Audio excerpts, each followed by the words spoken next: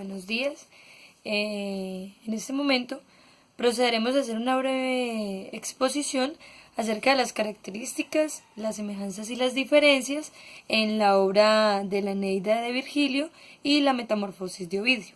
Bueno, comenzaremos entonces diciendo que en Roma se produce una crisis de identidad. En el momento pues en el que el ciudadano romano empieza a hacerse la pregunta de qué es lo realmente identitario de ellos, ¿cierto? Entonces se preguntan qué es lo propio, qué es lo que constituye el ser un latino. Para eso entonces surgen estas dos grandes obras, la Eneida y la Metamorfosis. Acto seguido de esto, entonces procedemos a decir que ambas obras fueron escritas durante el mandato de Augusto, en el periodo donde ya Roma había conquistado una gran parte del territorio. Pero la idea era consolidar a Roma como un gran imperio y trascender en la historia de la humanidad. Bueno, la Metamorfosis es una obra donde Ovidio actualiza los mitos griegos y les da el tema del cambio, o sea, la transformación de las cosas ante situaciones determinadas. De esta manera se cuenta el origen de ciertas costumbres y tradiciones de Roma, como el principio pues de la creación, que también hace alusión pues a partes de la Biblia, ¿no? En la Eneida, Virgilio intenta por medio del modelo educador de Homero, intenta mostrar el pasado mítico de Roma y lo enlaza con el origen divino del emperador Augusto, ¿cierto? Entonces, a lo que él justifica que todo surge a través del nacimiento de Augusto. Entonces, justifica con esto el poderío de él, y le inculca valores como el amor por la patria, la piedad, y con esto pues intenta configurar una identidad que se amolde a las necesidades del imperio. Entonces, a partir de eso lo que hace es formar una identidad del ser romano, ¿cierto? Pero partiendo del emperador Augusto. Entonces, ambas obras lo que pretenden es la generación de una identidad romana. La Eneida apuesta por un discurso fundacional y político, con el cual pretende plasmar pues la historia de Roma, tomando un antepasado de origen divino, y para así atribuirle pues la descendencia de Augusto, ¿cierto? En este punto lo que manejan es esa descendencia divina viene siendo Venus, ¿cierto? La diosa del amor, o Cupido, o Eros, como le queramos llamar, pero a través de ella es que fundan la descendencia de Augusto. Entonces, con esto justifican pues el presente político de Roma y de Augusto. En la Metamorfosis, en cambio, lo que se muestra es una síntesis cultural, donde se toman los mitos griegos, pero este juega con ellos de tal manera que configura un modelo identitario a partir de elementos de la cotidianidad. Entonces él lo que hace es llenar los vacíos que quedan en la Eneida acerca de que todo se construye a partir de Augusto y éste los construye a partir de los hechos cotidianos. Entonces, en ambas obras son un llamado a la constitución de un tipo de humano determinado, ¿sí? Donde se propone valores y visiones de la Roma de la época pues actual, ¿cierto?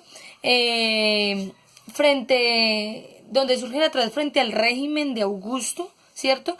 Y tienen como propósito justificar elementos del presente a partir de un pasado mítico. Entonces lo que hacen es, a partir de ese presente, ¿cierto? Pero yéndose al pasado, lo que hacen es tomar patrones de conducta, ¿cierto? Y construir un ser humano, ¿sí? La identidad de un ser humano. Bueno, las características. Entonces, en ambas obras los autores empiezan invocando a las musas, ¿cierto? En estas obras no es el poeta quien habla, sino que son las divinidades a través del poeta las que dan su manifestación, ¿cierto? Entonces, Virgilio invoca a las musas para preguntar pues la causa de las desventuras de Eneas, ¿sí? Entonces, todo lo que tiene que surgir él, lo pregunta a sus musas, que sean ellas las que manifiesten. En este caso es por qué Juno se enoja, ¿cierto? Mientras que en Ovidio él invoca a las musas, pero para pedir ayuda de los dioses en su empresa, ¿cierto? Entonces, ambos lo que hacen es remitirse a un pasado mítico que es el punto de partida de las obras. Todos se remiten a ese pasado, a ese surgimiento pues de las musas, que son ellas las que cuentan la historia, ¿cierto? Bueno, otra característica que encontramos es que en estas obras el amor es la fuerza cósmica, que es representada por Venus, por Eros o por Cupido, por como queramos llamarlo, ¿cierto? O por como se llamen en ese momento, pero siempre ellos mantienen una misma esencia, ¿cierto? Y es el amor como el impulso que provoca las acciones en el hombre, que es uno de los puntos más fuertes de estas obras, ¿no? El amor.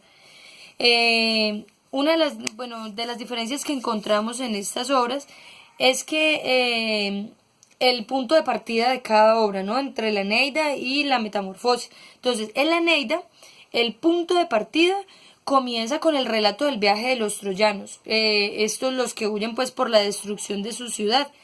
Lo que hace es que muestra en este punto, lo que hace es enaltecer al emperador, ¿cierto? Entonces, Eneas es el punto de partida de la construcción del imperio.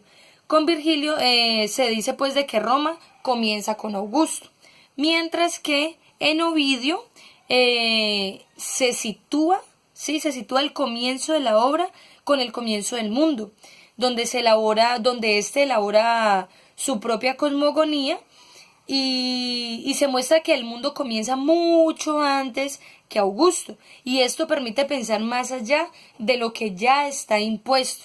Entonces, en la Eneida, lo que hace Virgilio, ¿sí?, es mostrarnos de que todo el punto de partida de todo lo que existe es parte desde Augusto, sí, pues por su descendencia, por su linaje con el que venía, pero lo que hace Ovidio es decir, no, el punto de partida realmente está mucho más allá. Por eso él hace una alusión con el Génesis de la Biblia, ¿no? Donde empiezan a hablar del mar, de la creación del cielo, de la naturaleza. Sí, entonces él dice, no estaba el emperador Augusto cuando se dio la construcción del mundo. Entonces, referente pues a esto, podemos deducir que son dos grandes obras que nos muestran la construcción del mundo, pero desde puntos de partida totalmente diferentes, donde podemos encontrar que cada uno manifiesta su punto de vista, pero con una construcción de un nuevo hombre y con la construcción del pasado en un punto presente con la cosmogonía mítica de la época. Muchas gracias.